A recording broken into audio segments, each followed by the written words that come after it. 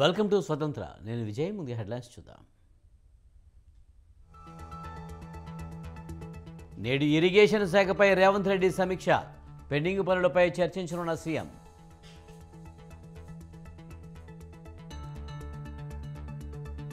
లోక్సభ నియోజకవర్గాలపై బీఆర్ఎస్ సమీక్షలు. నేడు భువనగిరి సెగ్మెంట్లో నేతలతో కేటీఆర్ సమావేశం. కొమరం భీంలో టైగర్ సెర్చ్ ఆపరేషన్. పులి మిస్సింగ్పై కొనసాగుతున్న గాలింపు.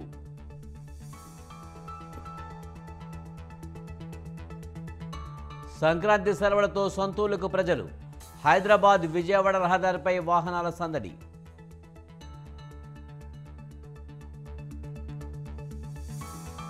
దేశంలో అత్యంత పొడవైన సముద్ర వంతెనే అటల్ సేతును ప్రారంభించనున్న ప్రధాని.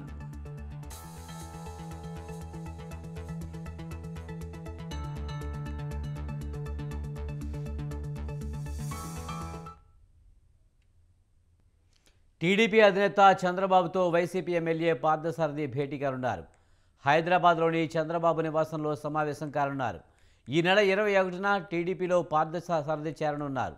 ఉమ్మడి కృష్ణా జిల్లాలోని నూజివీడు లేదా పెనమలూరు నియోజకవర్గాల్లో ఏదో ఒక స్థానాన్ని ఆయన ఆశిస్తున్నట్టు తెలుస్తుంది. ఇప్పటికే పలుమార్లు చంద్రబాబుని ఆయన కలిశారు. ఈ నెల 21న కృష్ణా జిల్లా గుడివాడలో చంద్రబాబు కదిలిరా బహిరంగ సభ జరగనుంది. ఈ వేదికపై పార్థసారథి టీడీపీలో చేరనున్నట్లు తెలుస్తుంది.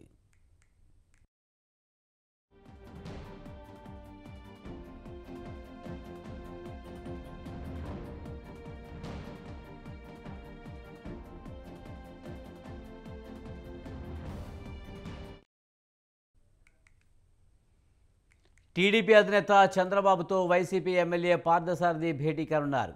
హైదరాబాద్లోని చంద్రబాబు నివాసంలో సమావేశం కానున్నారు. ఇక ఇదే అంశానికి సంబంధించి మరింత సమాచారాన్ని మా ప్రతినిధి రమేష్ అందిస్తారు.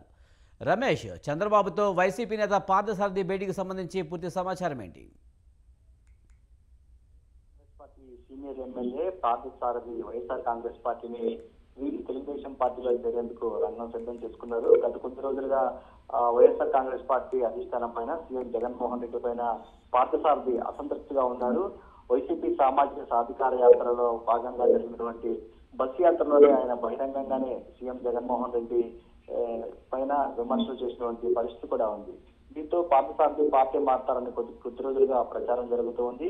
ఈ నేపథ్యంలో పార్థసారథి పార్టీ మారకుండా ఉండేందుకు వైఎస్ఆర్ కాంగ్రెస్ పార్టీ పెద్దలు అన్ని రకాల ప్రయత్నాలు చేశారు. సీఎం జగన్మోహన్ రెడ్డి దగ్గరికి తీసుకెళ్లి మాట్లాడే ప్రయత్నం కూడా చేశారు. ఆ సందర్భంగా పార్థసారథిని మచిలీపట్నం ఎంపీగా పోటీ చేయాలని సీఎం జగన్మోహన్ రెడ్డి సూచించారు. అయితే సీఎం జగన్ తో భేటీ తర్వాత కానీ, అదేవిధంగా పార్టీకి సంబంధించిన ముఖ్య నేతలతో భేటీ తర్వాత కూడా పార్థసారథి మనసు మార్చుకోలేదు. టీడీపీలోకి వెళ్లేందుకే రంగం సిద్ధం చేసుకున్నారు.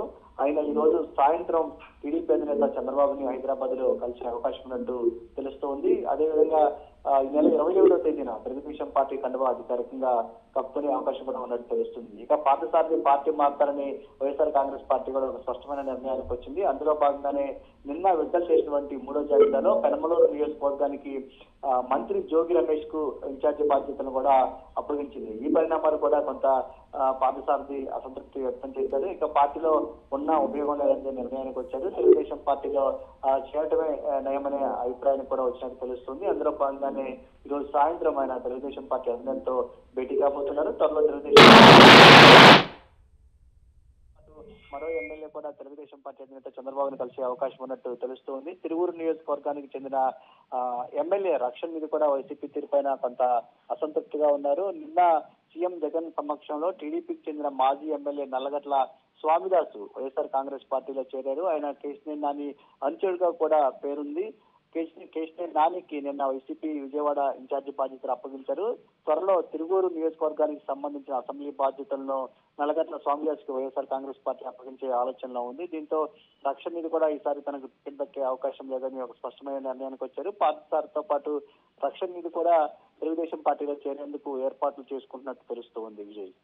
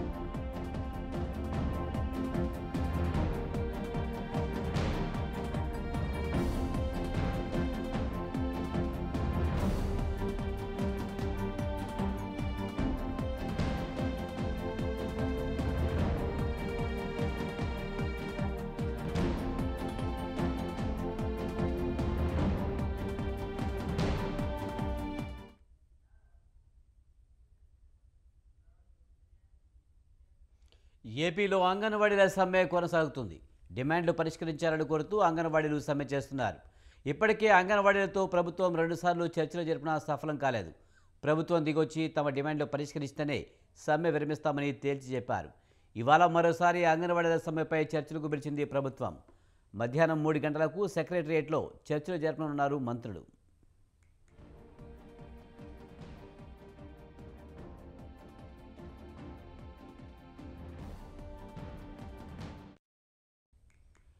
ఏపీలో అంగన్వాడీల సమ్మె కొనసాగుతుంది. డిమాండ్లు పరిష్కరించాలని కోరుతూ అంగన్వాడీలు సమ్మె చేస్తున్నారు. ఇప్పటికే అంగన్వాడీలతో ప్రభుత్వం 2 సార్లు చర్చలు జరిపినా సఫలం కాలేదు. ఇక ఇదే అంశానికి సంబంధించి మరింత సమాచారాన్ని మా ప్రతినిధి సంతోష్ అందిస్తారు. సంతోష్, అంగన్వాడీలతో ప్రభుత్వం చర్చలకు సంబంధించి పూర్తి సమాచారం ఏంటి? విజయ్, ఏదైతే ఏపీలో అంగన్వాడీ సంఘాలతో అయితే కనుక ప్రభుత్వం ఈ రోజు చర్చలు జరుపుతున్నట్టు కూడా తెలుస్తోంది. మధ్యాహ్నం 3 గంటల నుంచి కూడా ఇటు ఏపీ సచివాలయంలో ఇటు మంత్రుల బృందం అనేది కూడా ఈ రోజు వాడివేడిగా చర్చలు అనేది కూడా సుదీర్ఘంగా కొనసాగబోతున్నాయని చెప్పుకోవచ్చు. ఇప్పటికే 2 సార్లు ఆ చర్చలు విఫలం కావడంతో సమ్మె అనేది కూడా కొనసాగిస్తున్న పరిస్థితులు ఏర్పడతా ఉన్నాయి. గత 30 నెల రోజులు అయిపోయినప్పటికీ కూడా ఇటు ప్రభుత్వం నుంచి విధుల్లోకి చేరాలన్నటువంటి సందేశాలు వచ్చినప్పటికీ కూడా వారు ఏమాత్రం లెక్క చేయకుండా వారి న్యాయపరమైనటువంటి డిమాండ్లు పరిష్కరిస్తేనే కూడా సమ్మె విరమిస్తామంటూ కూడా చెప్తా ఉన్నారు. యస్మాని ప్రయోగించినప్పటికీ కూడా వారు ఏమాత్రం తగ్గకుండా కూడా పూర్తి స్థాయిలో వారి సమ్మె అనేది కొనసాగిస్తున్నారు. మరోవైపు చూసుకున్నట్లయితే కనుక ఇప్పటికే మున్సిపల్ కార్మికులతో జరిపినటువంటి చర్చలు సఫలం కావడం, అదేవిధంగా వారు కూడా తాత్కాలికంగా విరమిస్తున్నట్టు కూడా ప్రకటించడం కూడా జరిగింది. అయితే ఇప్పుడు అంగన్వాడీ సంఘాలతో అయితే కనుక భేటీ అవుతున్న నేపథ్యంలో ఇటు ఉత్సాహం నెలకొందని చెప్పుకోవచ్చు. వారి యొక్క న్యాయమైన డిమాండ్లు ఏవైతే ఉంటాయో కనీస వేతనం 26,000తో పాటు ఉద్యోగ భద్రత ఇలాంటివన్నీ కూడా ఉన్నటువంటి పరిస్థితుల్లో వారి ఇటు ప్రభుత్వం ఏ విధమైన చర్చలు జరపబోతుంది అనే దానిపై అయితే కనుక సంఘాలన్నీ కూడా వేచి చూస్తున్నట్టు కూడా తెలుస్తోంది. ఇప్పుడు ఎస్మా ప్రయోగించినటువంటి దాన్ని కూడా వెనక్కి తీసుకుంటారా లేదా అన్న దానిపై అయితే కనుక ఇంకా తెలియాల్సి ఉంది. ఇదైతే నెల రోజులు చేస్తున్నటువంటి దీనికి సంబంధించి సమ్మె ఉంటుందో ఆ సమ్మెకి సంబంధించినటువంటి వాటికి కూడా ఇటు కౌంట్ డౌన్ ఏదైతే శాలరీ జీతాన్ని కూడా ఇస్తారో ఏంటి అన్న దానిపై అయితే కనుక ఈ రోజు చర్చలు జరుగుతున్నట్టు కూడా తెలుస్తా ఉంది. మొత్తంగా సాయంత్రానికి అయితే కనుక ఒక కొలిక్కి వచ్చే అవకాశాలు కూడా కనబడతా ఉన్నట్టు కూడా తెలుస్తా ఉంది. Vijay, right, thank you Santosh.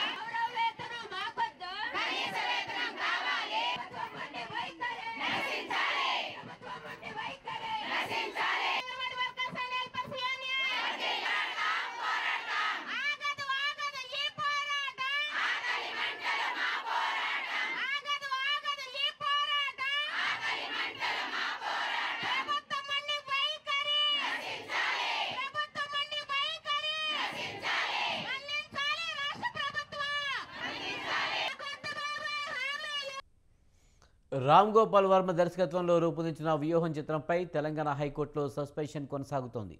ఇప్పటికే హైకోర్టులో ఇరువైపులా వాదనలు పూర్తయ్యాయి. తీర్పును రిజర్వ్ చేసిన హైకోర్టు ఇవాళ వెలువరించనుంది.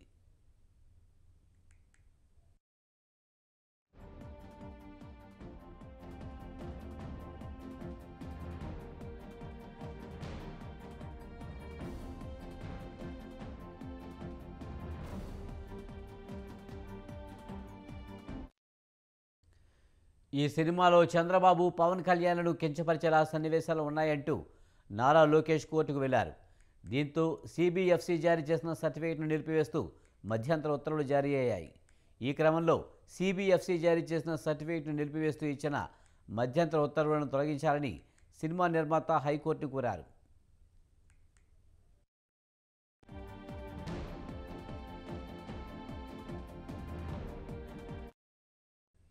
తమ సినిమా ఆంధ్రప్రదేశ్లో ఎన్నికలపై ప్రభావం చూపుతుందని భావిస్తే కనీసం తెలంగాణలో విడుదల చేయడానికి అవకాశం ఇవ్వాలని హైకోర్టుకు విజ్ఞప్తి చేశారు. అయితే వ్యూహం సినిమా నిర్మాత న్యాయవాది విజ్ఞప్తిపై నారా లోకేష్ తరపు న్యాయవాది అభ్యంతరం వ్యక్తం చేశారు.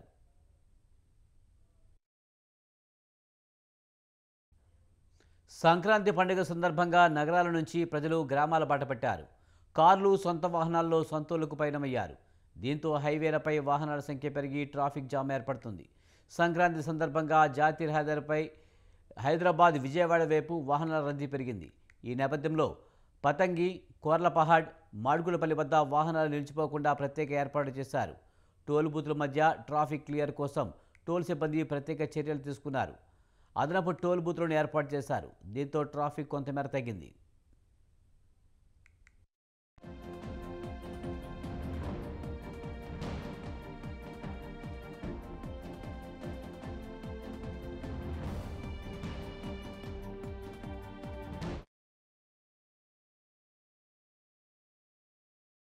రైల్వే స్టేషన్లు, బస్టాండ్లో ప్రయాణికుల రద్దీ పెరిగింది. ప్రయాణికులతో ప్లాట్ఫామ్లు కిటకిటలాడుతున్నాయి. హైదరాబాద్, బెంగళూరు, చెన్నై వంటి ప్రాంతాల నుంచి స్వస్థలాలకు ప్రయాణికులు చేరుకుంటున్నారు.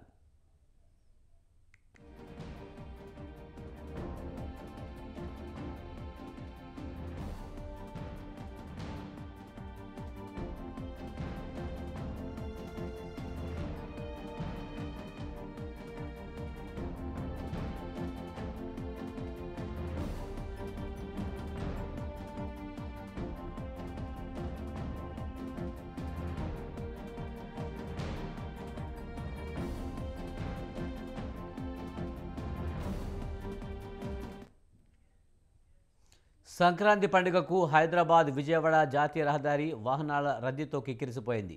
సంక్రాంతి పండుగ సందర్భంగా పట్టణ ప్రజలు సొంత ఊళ్ళకు బయలుదేరుతున్నారు.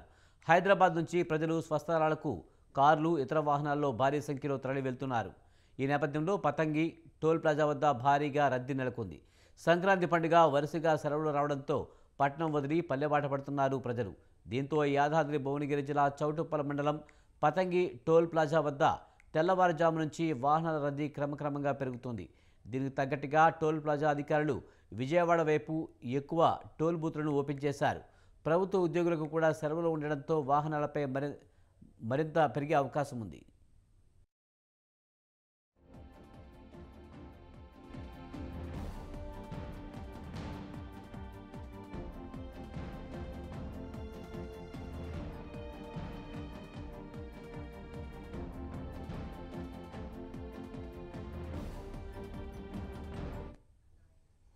తెలంగాణలోని పతంగి, కోర్లపహాడ్, ఏపీలోని చిల్లకల్లు, కీసర టోల్ ప్లాజాల వద్ద తీవ్ర రద్దీ నెలకొని వాహనదారులు చాలాసేపు వేచి చూడాల్సి వస్తుంది.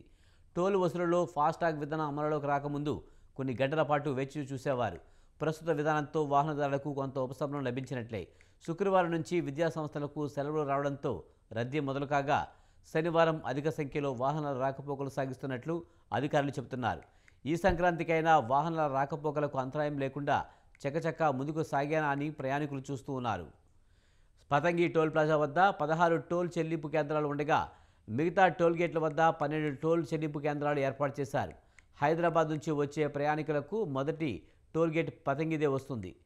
ఇక్కడ టోల్ చెల్లించడానికి వాహనాలు ఎక్కువసేపు నిలుస్తున్నాయి. ఈ టోల్ గేట్ దాటితే తర్వాత అంతలా రద్దీ ఉండదు. ఎందుకంటే నార్కెట్పల్లి నుంచి కొన్ని వాహనాలు మిర్యాలగూడ మీదుగా అద్దంకి, చెన్నై వైపు వెళ్తాయి. కోర్లపహాడ్ టోల్ గేట్ దాటాక మరికొన్ని వాహనాలు ఉమ్మడి ఖమ్మం వైపు, మిగతావి విజయవాడ వైపు బయలుదేరతాయి. వాహనాలు ఇలా 3 దారుల వైపు వెళ్తుండటంతో ట్రాఫిక్ జామ్ అవుతుంది.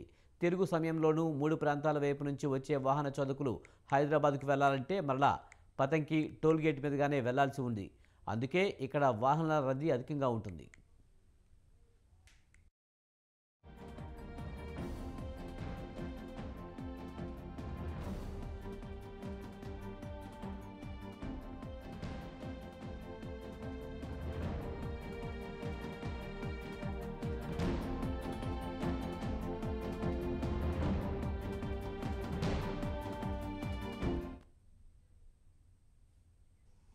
ఇవి ఈ బులెటిన్ విశేషాలు. చూస్తూనే ఉండండి స్వతంత్ర.